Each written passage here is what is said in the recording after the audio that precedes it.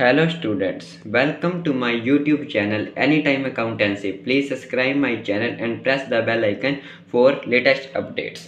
So students, आज की video में हम बात करेंगे क्लासिफिकेशन ऑफ गुडविल की। लास्ट वीडियो में हमने बात की थी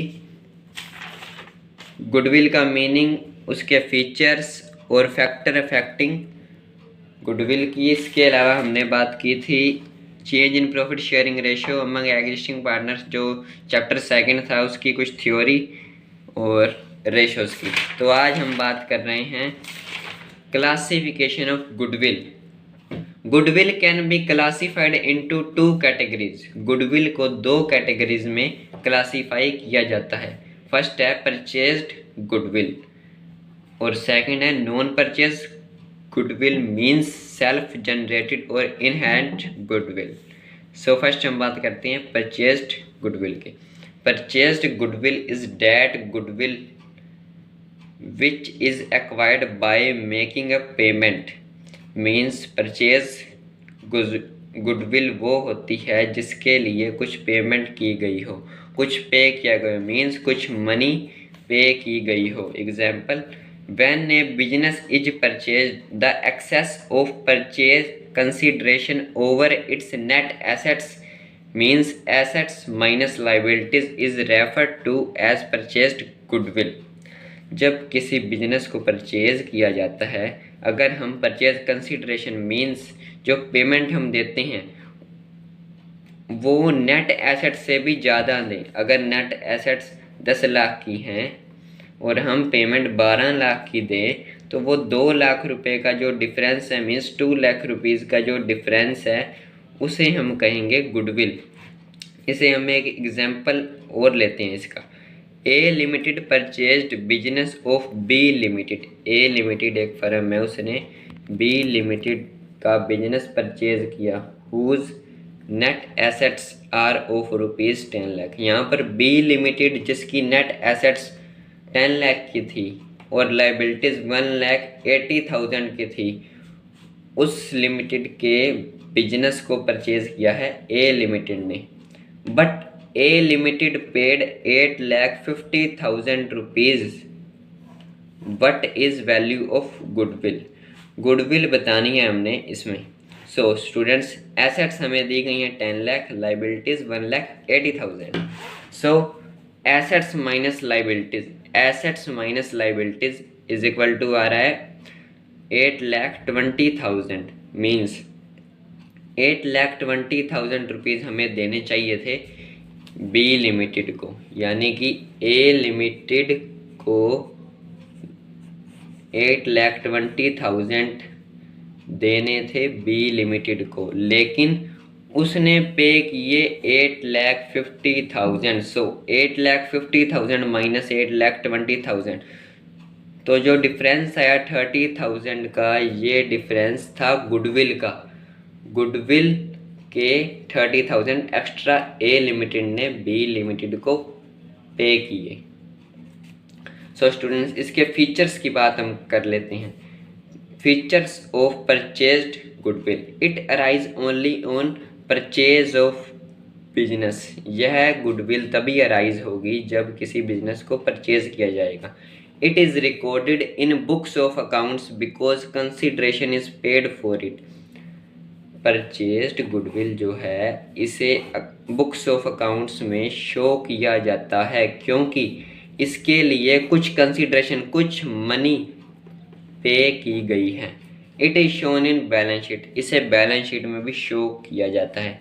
it is amortised over it's useful economic life. जैसा कि आपने एक वर्ड सुना है डेप्रिशिएशन।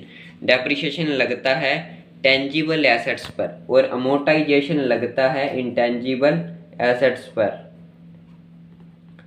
सो इस पर अमोर्टाइजेशन लगेगा इसके इकोनॉमिक लाइफ के अकॉर्डिंग। सो स्टूडेंट्स, अगर ये बैलेंस शीट में कुछ मनी जो हमने पे किया है गुडविल के लिए वो शो हो रही है, तो इसका मीनिंग है परचेज्ड गुडविल। या फिर वो फर्म की बुक्स में कहीं और शो हो रही है तो भी वो परचेज्ड गुडविल ही है। अब बात करते हैं सेल्फ जनरेटेड गुडविल की, जो कि इसका दूसरा टाइप था। So students, it is internally generated, नाम से ही दिख रहा है हमें, सेल्फ जनरेटेड, जो कि अपने आप जनरेट हो। It is internally generated and no payment given for it, यह जो सेल्फ जनरेटेड गुडविल है यह इंटरनली जनरेट होती है और इसके लिए कोई पेमेंट नहीं की जाती। It arise with our firms characteristics, firm की कुछ विशेषताएं होती हैं। मान लीजिए हमारी फर्म की जो मैनेजमेंट है वो एफिशिएंट है, अच्छे से बात करना जानती है अपने कस्टमर के साथ या और लोगों के साथ, तो इससे क्या होता है हमारी गुडविल पर काफ़ी इफेक्ट पड़ता है। और कुछ इन्हीं खास करैक्टरिस्टिक्स से ही सेल्फ जनरेटेड गुडविल जनरेट होती है और इसके लिए कोई भी पेमेंट नहीं की जाती। इसके कुछ फीचर्स हैं। Its features are, it is internally generated over a long period of time, यह इंटरनली जनरेट होती है लंबे समय के लिए। No true cost placed for it, its valuation depends upon subjective judgement of valuer, जो भी गुडविल का वैल्यूएशन कर रहा है, जो भी मान लीजिए अकाउंटेंट है या जो भी गुडविल का कोई पार्टनर है वो वैल्यूएशन कर रहा है, तो इसकी एग्जैक्ट वैल्यू फाइंड नहीं की जा सकती। ये उस अकाउंटेंट पे या जो पार्टनर वैल्यूएशन कर रहा है उस पर यह है कि वो गुडविल कितनी मानता है। थर्ड और इसका बहुत ही इम्पोर्टेंट फीचर है, एज पर अकाउंटिंग स्टैंडर्ड 26, जो कि है इंटेंजिबल एसेट्स के बारे में।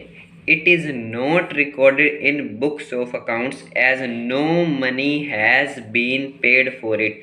अकाउंटिंग स्टैंडर्ड 26 के अकॉर्डिंग इस मतलब कि सेल्फ जनरेटेड गुडविल जो है इसके लिए कोई भी मनी, कोई भी पैसा फर्म ने पे नहीं किया तो इसे बुक्स ऑफ अकाउंट्स में भी शो नहीं किया जाएगा।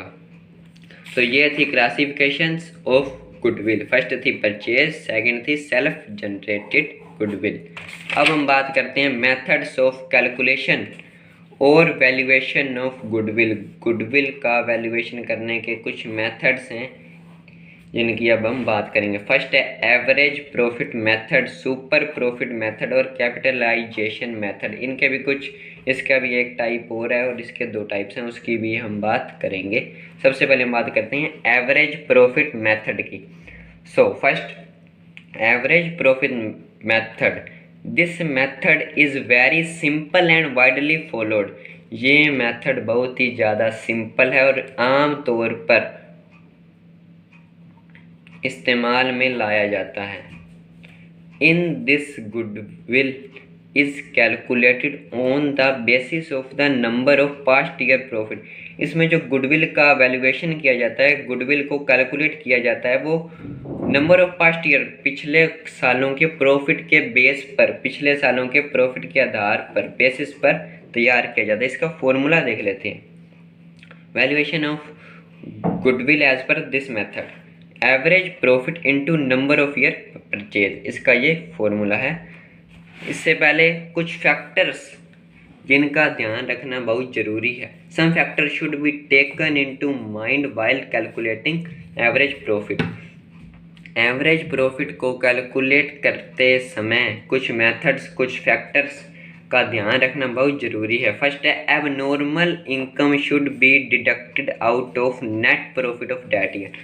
अगर हमें कुछ एबनॉर्मल इनकम हुई है, मान लीजिए हमने कोई सट्टा खेल दिया, कोई स्पेकुलेशन किया, अगर उससे जो इनकम हुई वो हमारी फर्म की इनकम नहीं है तो वो उस ईयर के नेट प्रॉफिट में ऐड नहीं होगी। अगर ऐड है तो डिडक्ट हो जाएगी, यानी कि सब्ट्रैक्ट, माइनस होगी।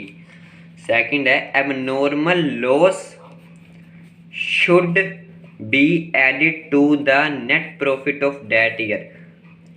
अगर कोई एबनॉर्मल लॉस है, मान लीजिए हमारे फर्म का जो गोडाउन है उसमें फायर के कारण या थेफ्ट से कुछ नुकसान हुआ है, तो वो लॉस, एबनॉर्मल लॉस तो ऐड होगा लेकिन एबनॉर्मल इनकम ऐड नहीं होगी, वो सब्ट्रैक्ट होगी। Income from investment should deducted out of net profit of that year. अगर हमने कोई इन्वेस्टमेंट की, उस पर इंटरेस्ट आया, उसे भी ईयर के जो उस साल का नेट प्रॉफिट है उसमें से लेस करना होगा। Because this income is received out of business. यह बिजनेस की इनकम नहीं है, ये आउट ऑफ बिजनेस रिसीव हुई है हमें। इसका एक प्रैक्टिकल क्वेश्चन कर लेते हैं। ABC partners in A firm, total capital of firm is ₹1 lakh. ABC 3 partner हैं और फर्म चला रहे हैं, उनकी फर्म की टोटल कैपिटल 1 लाख रुपीज़ है। The net profit of for last 3 year वर, पिछले 3 सालों का नेट प्रॉफिट हमें दिया हुआ है। 2013-14 40,000, 2014-15 46,000 और 2015-16 52,000। There was an abnormal loss of ₹3,000 in year 2014-15। और एबनॉर्मल लॉस हमने अभी बात की, क्या होता है, ऐड होता है। So goodwill of firm was valued at 2 year purchase of average profit of last 3 year. इन लास्ट 3 ईयर के बेसिस पर नेक्स्ट 2 ईयर का वाज वैल्यूड, गुडविल का वैल्यूएशन करना है 2 year purchase of average profit of last 3 year के base पे। Calculate goodwill of the firm. Number of year purchase, जैसा कि आपने देखा था पहले भी, फॉर्मूले के अंदर भी था।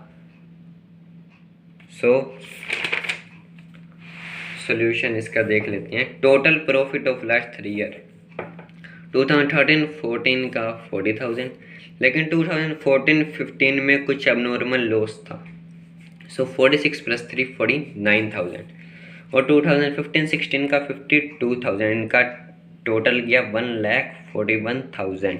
इसकी एवरेज निकाली, 3 ईयर्स हैं तो 3 से डिवाइड, 47,000 इसकी एवरेज आ गई। और हमें निकालना है goodwill basis purchase of average profit of basis of 2 years. सो 47,000 × 2 94,000। अब हम इसी का एक और टाइप है जिसका नाम है weightage average profit method. This method is modified version of average profit method. ये मेथड एवरेज प्रॉफिट मेथड का ही मॉडिफाइड वर्जन है। एज पर दिस मेथड, इस मेथड के according each year's profit is assigned a wait.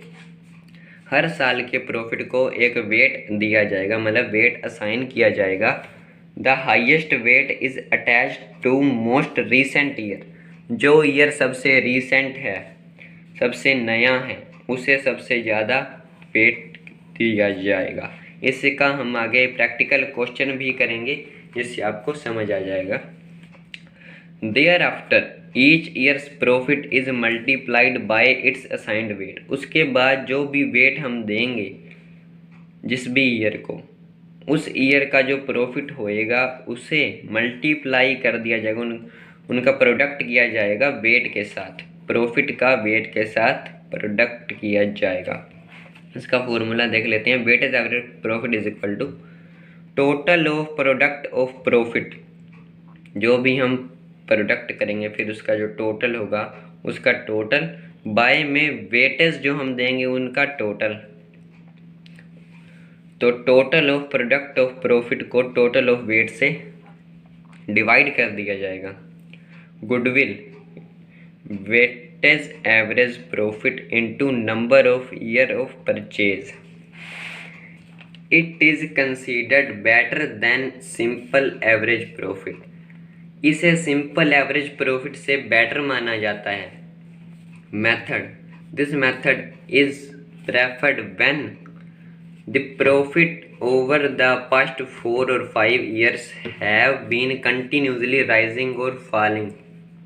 यदि पिछले 5 साल का प्रॉफिट हमारी फर्म का या किसी भी फर्म का कम हो रहा है लगातार या ज़्यादा हो रहा है, यानी कि लगातार प्रॉफिट में है या लॉस में है, तब इस मेथड का खास तौर पर इस्तेमाल किया जाता है जिसका नाम है वेटेज एवरेज प्रॉफिट मेथड।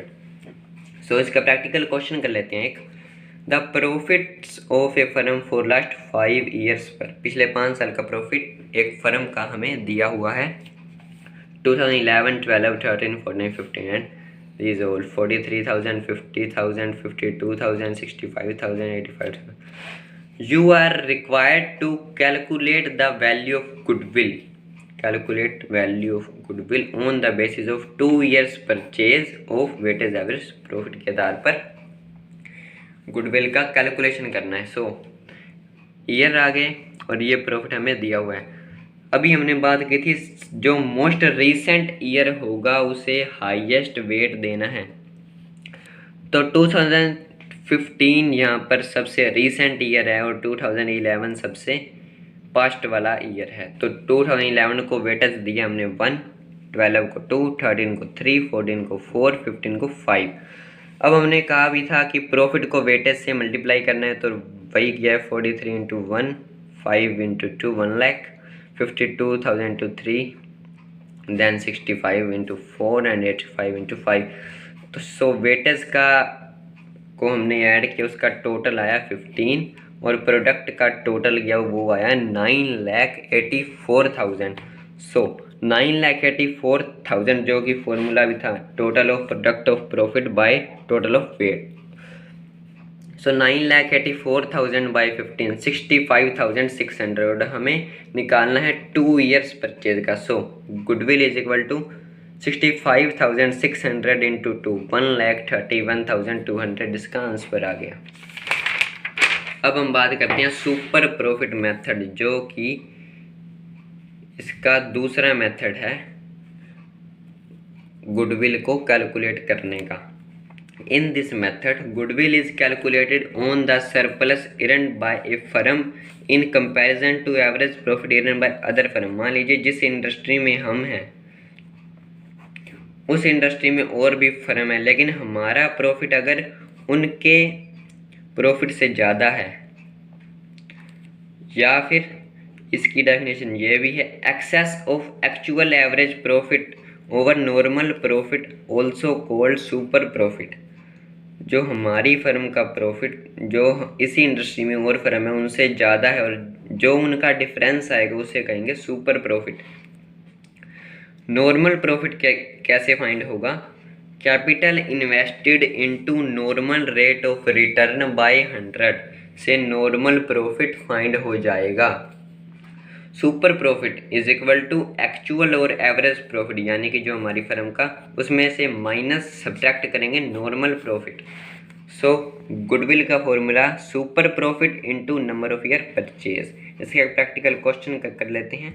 ए firm's net profit during last 7 year का प्रॉफिट हमें दिया गया है 2009, 10, 11, 12, 13, 14 एंड 15। 2009 20,000 का प्रॉफिट 2011 में ब्रैकेट में है तो इसका मीनिंग लॉस है। 2010 में 70,000 का लॉस, 2011 में 40,000 का लॉस है। नेक्स्ट 12 में प्रॉफिट, 13 में प्रॉफिट, 14 में प्रॉफिट, 15 में profit. So the capital invested in firm is ₹12 lakh capital हमारी फर्म में लगी हुई है। Normal rate of return in similar business is 10%। Calculate goodwill on the basis of 2.5 years purchase. Find super profit during above mentioned 7 year का हमें निकालना है super profit. सो इसका सोल्यूशन करते हैं। एक्चुअल एवरेज प्रॉफिट के लिए लास्ट 7 ईयर्स का प्रॉफिट जो हमें दिया हुआ है 2009 से 2015 तक उनको ऐड कर देते हैं और जो 2 ईयर्स हैं 2010 और 11 इसमें लॉस है तो वो लेस हो जाएगा। और ये कैलकुलेशन करने के बाद हमारा आया है 10,50,000। सो एवरेज प्रॉफिट जो होता है वो लास्ट पास्ट ईयर्स के सम बाय में टोटल नंबर ऑफ ईयर्स जो कि 7 है से डिवाइड हो जाएगा, तो ये आ जाएगा 1,50,000। सो नॉर्मल प्रॉफिट निकालने का फॉर्मूला था जो कि हमने अभी किया था capital invested into normal rate of return by 100। So capital invested 12 lakh जो कि दी हुई है into 10/100, normal rate of return भी हमें क्वेश्चन में दिया गया था, by 100, so normal profit 1,20,000। Super profit होता है excess of average profit over normal profit. So average profit हमारा था 1,50,000, उसमें से नॉर्मल प्रॉफिट 1,20,000 का लेस हो गया, तो ये आ गया 30,000 का हमारा सुपर प्रॉफिट है, जो कि हमने फाइंड करना था 2.5 ईयर्स की बेसिस पे। So super profit into number of year purchase 30,000, इसको सॉल्व किया, 2 2 4 + 1 5/2, 2 के टेबल पर कैंसिल, 15 × 5 75,000 हमारा आ गया सुपर प्रॉफिट। अब हम बात करते हैं कैपिटलाइजेशन मेथड। इसके 2 वेज हैं, जो कि हमारी इस वीडियो का लास्ट टॉपिक भी है। और गुडविल के वैल्यूएशन का भी लास्ट मेथड है। इसके 2 टाइप्स हैं, 2 वेज हैं, by capitalising the average profit और by capitalising the super profit. First हम बात कर लेते हैं by capitalising the average profit. Capitalising the average profit, under this method first of all we calculate average profit and then we assess the capital needed for earning such average profit on the basis of normal rate of return। इस method के अंदर सबसे पहले हम average profit calculate करते हैं, जो कि हमने करना सीख लिया है। उसके बाद हम कैपिटल को असेस करेंगे, कितनी कैपिटल हमारी लगी उस अर्निंग के लिए, और किसके बेस पर, नॉर्मल रेट ऑफ रिटर्न के बेस पर। तो इसका फॉर्मूला है average profit into 100 by normal rate of return. Super profit में था, जो उसमें था capital invested into normal rate of return by 100, normal profit निकालने के लिए। यहाँ पर नॉर्मल प्रॉफिट हमें कैपिटलाइजिंग एवरेज प्रॉफिट में दिया जाएगा क्वेश्चन के अंदर, इक्वेशन के अंदर। 100 by normal rate of return, जो कि गिवन होगा क्वेश्चन में, goodwill is equal to capitalised value of profit minus net assets. So इसका एक प्रैक्टिकल क्वेश्चन देख लेते हैं। Calculate goodwill according to capitalisation of average profit method. इसमें एक्चुअल एवरेज प्रॉफिट दिया गया है क्वेश्चन में 72,000, normal rate of return 10%, assets 9,70,000, liabilities 4 lakh. So सबसे पहले हम निकाल रहे हैं एक्चुअल एवरेज प्रॉफिट की हेल्प से कैपिटलाइज्ड एवरेज प्रॉफिट, जिसका फॉर्मूला हमने किया है average profit into 100 by normal rate of return. Average और एक्चुअल प्रॉफिट हमें दिया गया है 72,000 into 100 by normal rate of return दिया गया है 10%। सो ये आ गया 7,20,000 कैपिटलाइज्ड एवरेज प्रॉफिट। उसके बाद कैपिटल एम्प्लॉयड, जैसा कि आप जानते हैं, जो कैपिटल लगाई है उसका फॉर्मूला होता है एसेट्स माइनस लाइबिलिटीज। एसेट्स भी दी गई हैं, लाइबिलिटीज भी दी गई हैं। सो 9,70,000 माइनस 4 लाख, 5,70,000 हमारी कैपिटल एम्प्लॉयड है। और गुडविल क्या होगी, एवरेज प्रॉफिट हमारा आ रहा है 7,20,000, उसमें से कैपिटल एम्प्लॉयड जो लेस हो जाएगी, और ये 1,50,000 जो डिफरेंस है, ये हमारी गुडविल है। अब हम बात करते हैं by capitalising the super profit. So capitalisation of super profit method, under this method first of all we calculate super profit and then we assess the capital needed for earning such super profit। इस method के under भी same ही वही बात है। सबसे पहले हम उसमें कैलकुलेट हमने किया था सबसे पहले एवरेज प्रॉफिट को, इसमें हम सबसे पहले कैलकुलेट करेंगे सुपर प्रॉफिट्स को, और फिर कैपिटल को असेस करेंगे जिसकी हमें नीड पड़ी उस अर्निंग के लिए, on the basis of normal rate of return, जो कि उसमें भी सेम था नॉर्मल रेट ऑफ रिटर्न।